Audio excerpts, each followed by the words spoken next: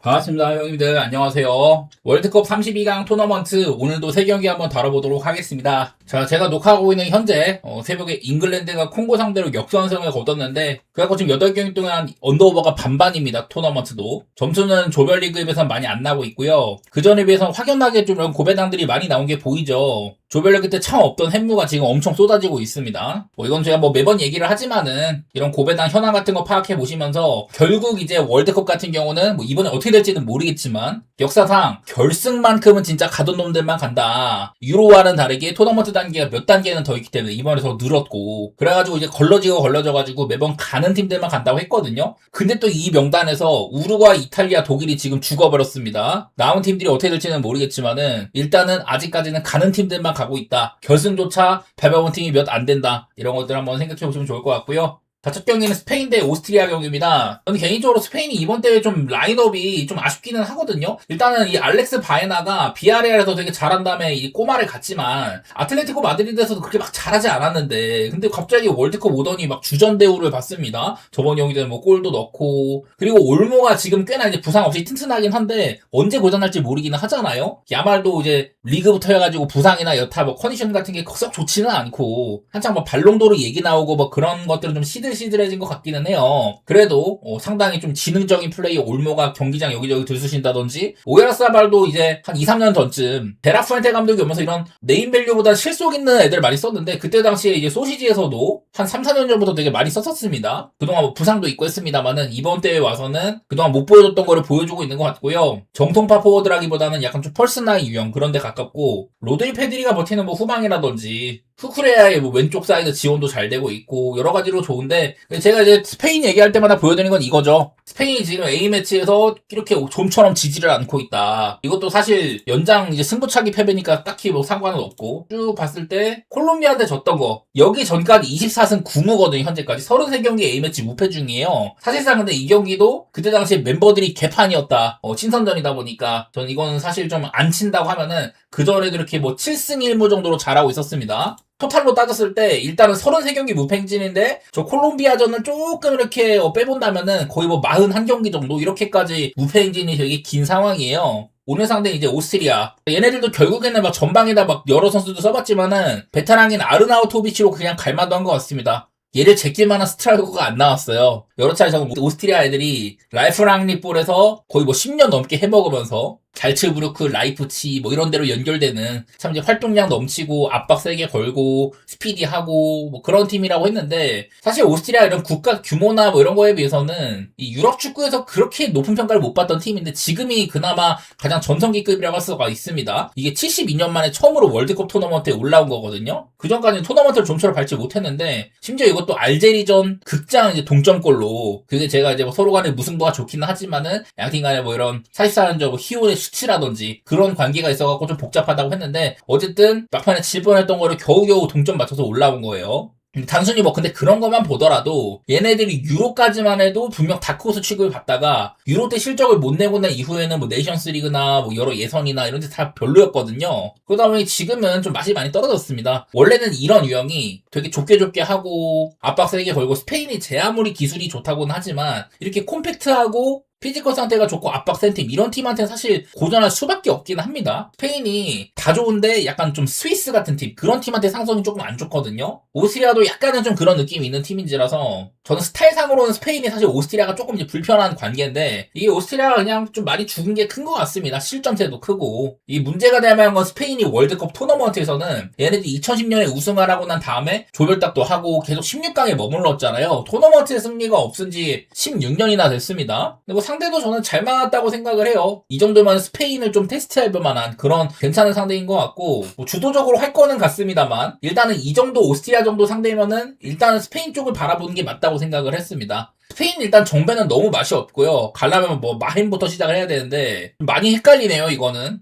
경기력 면에서는 나는 마헨이 나올 법도 한 것 같아. 오스트리아가 생각보다 좀 못해가지고. 근데 이 스타일상으로는 좀 고전할 만한 스타일인지라 또 무대가 무대다 보니 지면은 탈락하는 이런 한 번 자빠지면 조지는 토너먼트다 보니까 저는 약간 이 오스트리아가 막 이프렌 같은 거? 이게 오스트리아가 정상 상태면은 나는 그런 것도 생각해 볼 만하다 싶었는데 일단은 요즘에 하는 꼬라지 보고 저는 스페인이 그래도 맞는 카드다 이렇게 보고는 있습니다. 다만 스페인이 월드컵 토너먼트를 우승할 때조차 2010년에도 토너먼트에서 대승을 한 적은 많이는 없었거든요. 그런 것들 생각해 보신다면은 저조차도 그런 것들이 조금 꼬름해서 이거는 배당 높이는 데 있어서는 고민이 많이 필요한 경기 같습니다. 그래도 여태까지 오랜 기간 동안 이렇게 잘 안 지고 있다. 이게 가장 핵심되는 근거다 보니 저는 엄청나게 폭격을 편의할 거라고 생각은 안 하고요. 스페인 승은 받고 가고 1마일이나 뭐 전반 햄무 뭐 그렇게 보도록 하겠습니다. 자, 그리고 포르투갈 대 크로아티아 경기입니다. 일단 이거 들어가기에 앞서서 얘네들이 멤버 변화가 상당히 많았어요. 자, 일단 포르투갈 이번 대회 앞두고 베나시를 또 이렇게 우측 윙포워드로 쓰는 사실상 이제 칸셀로를 엄청나게 전진시키고 베나실이 하프 스페이스에서 여러 가지 장면들을 만드는 경우가 많았지만 생각보다 폼도 많이 떨어졌고 그렇게 유용하지가 못했습니다. 이 전술을 되게 오랫동안 써왔는데 막상 이제 월드컵 레벨에서는 그렇게 효율적이지가 않았어요. 그리고 그 다음 경기는 뭐 펠릭스랑 네투를 투입을 했는데 펠릭스가 지금 이제 사우디로 가긴 했지만은 사우디에서도 뭐 되게 좋은 성적 거뒀다고 하고 실적이 나쁘지가 않습니다. 움직임이 괜찮아요. 근데 영 이제 옛날에 기대치에 비하면은 너무 모자란 감이 있지만 그만큼 포르투갈이 이게 뭐 레앙이라든지 네투라든지 콘세 이상 이런 좋은 선수들이 다 이 뭔가 국가대표팀 무대에서는 좀 못 미치는 경우가 있는 것 같습니다. 마지막 게임 때도 네투랑 펠릭스가 이렇게 사이드로 나왔었고 이 경기도 콜롬비아한테 되게 고전했던 경기죠. 사실상 저는 포르투갈이 경기 내용은 많이 안 좋았다고 생각을 합니다. 그래서 이 포르투갈이 저는 이런 것들을 꽂고 싶은 게 얘네들의 최근 A매치 이런 결과 같은 거거든요. 일단 조별리그 2무였었고 쭉 보면은 예선에서도 아르메니아를 9대 5대 0으로 팬 거지 헝가리나 아일랜드한테도 합치면 그냥 6득점 6실점으로 썩 좋지가 못했습니다. 아일랜드한테는 지고 헝가리한테는 홈에서도 비기고 이랬었고요.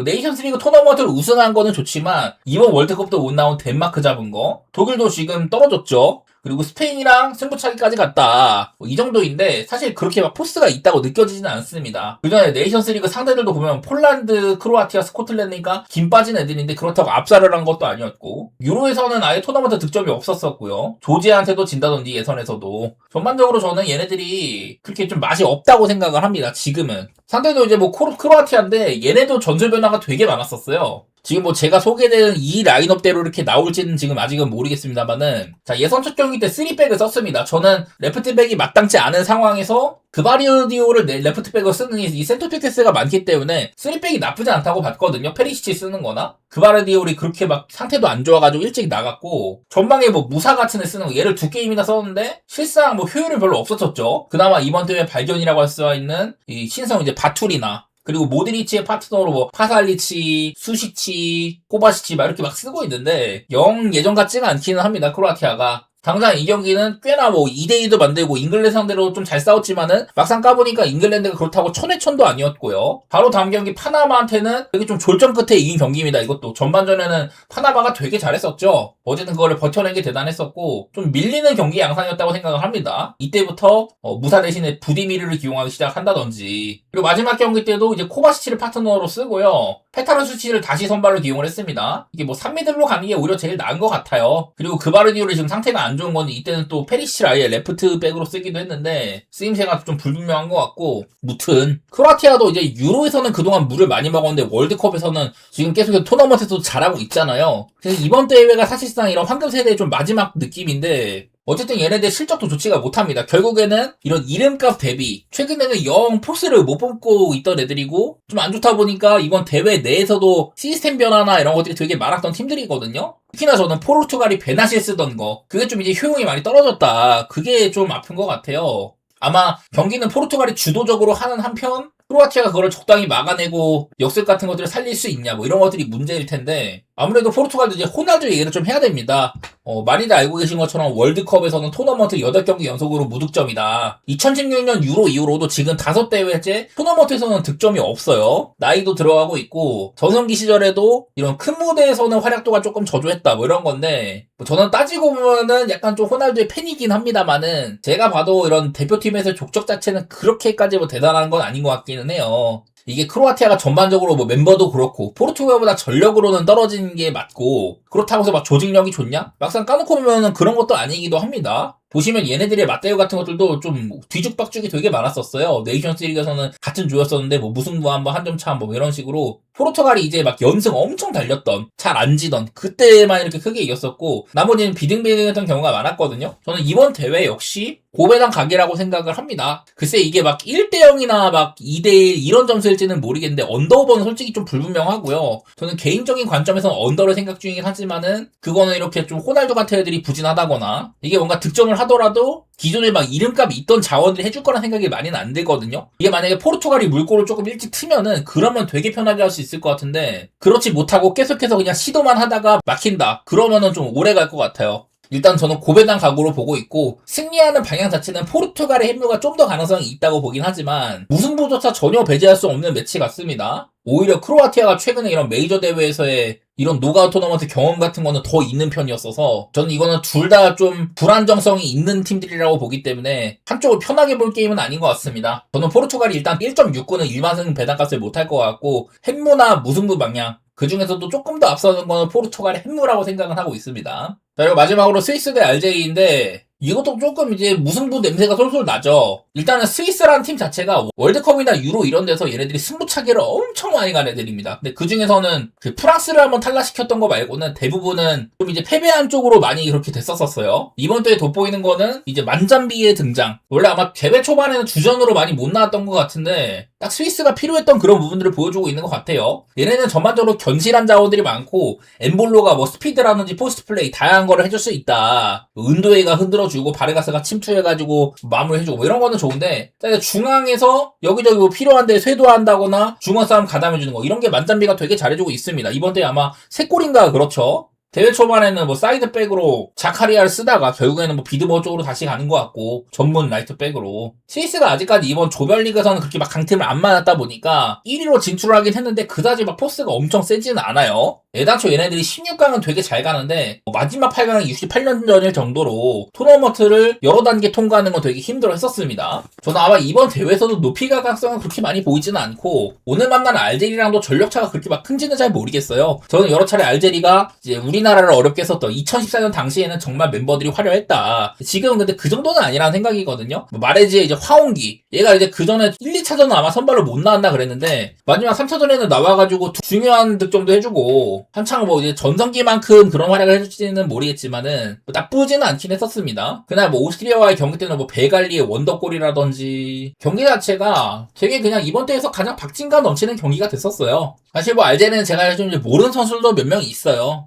그 막 이해도가 높은 팀까지는 아닌데 또 이제 블라드미르 페트코비치 감독이 예전에 또 스위스를 감독했던 적이 있는 사람입니다. 그냥 오스트리아 정도 팀이랑 중요한 경기에서 거의 뭐 이기기 직전까지 갔다. 뭐 아르헨티나한테 첫 경기를 너무 그냥 심하게 KO를 당해가지고 얘네들의 위력이 좀 많이 반감된 면이 있었는데 어쨌든 뭐 진출 과정은 저는 좋았다고 생각을 해요. 하지만 또 얘네들이 네이션스컵조차 그렇게 막 컨텐더급으로 전혀 안 보였다든지 저는 뭐 높이 올라갈 거라고는 안 보는데 둘 다 이렇게 토너먼트 첫 단계에서는 얼추 이렇게 좀 희생양이 될 만한 애들인데 얘네들끼리 만났으면은 저는 그 가운데서도 뭐 스위스가 좀 더 단단하다고는 보고 있습니다. 실제로 뭐 캐나다 정도 팀한테 그런 거를 어느 정도 증명한 바도 있었고 조직력이 너무 좀 오랫동안 닮아쳐온 애들이 많다 보니까 그런 것도 좋게는 보였었고요. 알제리는 뭔가 여태 좀 쥐어 짜는 느낌이고 스위스는 아직까지는 보여줄 게 좀 더 남았다는 생각이 조금 드네요. 느낌상 이거는 뭐 무승부나 스위스의 햄무 막 이런 거 보고 있는데 언더오버는 근데 이상하게 또 오바를 볼만한 게임 같기도 하고 저는 개인적으로 스위스 하면 또 이제 승부차기를 기대하고 있기도 하거든요. 워낙에 승부차기가 많았던 애들이라 전력은 스위스가 약간 나아 보이는데